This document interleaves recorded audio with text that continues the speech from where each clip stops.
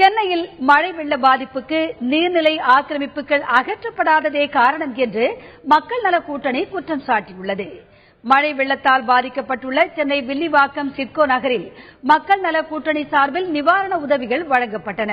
நிகழ்ச்சியில் மதிமுக பொதுச் செயலாளர் வைகோ, இந்திய கம்யூனிஸ்ட் மாநில செயலாளர் முத்தரசன், அக்கட்சியின் தேசிய செயலாளர் டி ராஜா, மார்க்சிஸ்ட் மாநில செயலாளர் ஜி ராமகிருஷ்ணன் ஆகியோர் பங்கேற்றனர்.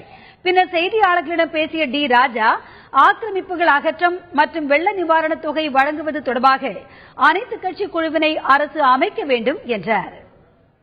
நிவாரணப் பணிகளை சீராக செயல்படுத்துவதற்கு மாநில அரசு எல்லா கட்சிகளுடைய நம்பிக்கையும் பெற்று செயல்பட வேண்டும் என்று அனைத்து கட்சி குழுக்கள் எல்லா மட்டங்களிலும் அமைக்கப்பட வேண்டும். அனைத்து கட்சிகளின் கருத்துக்கள் அடிப்படையில் அவர்களுடைய ஒத்துழைப்போடு நிவாரணப் பணிகள் மேற்கொள்ளப்படுமானால் அவை சிறப்பாகவும் வெற்றிகரமாகவும் அமையும் என்று நாங்கள் நம்புகிறோம்.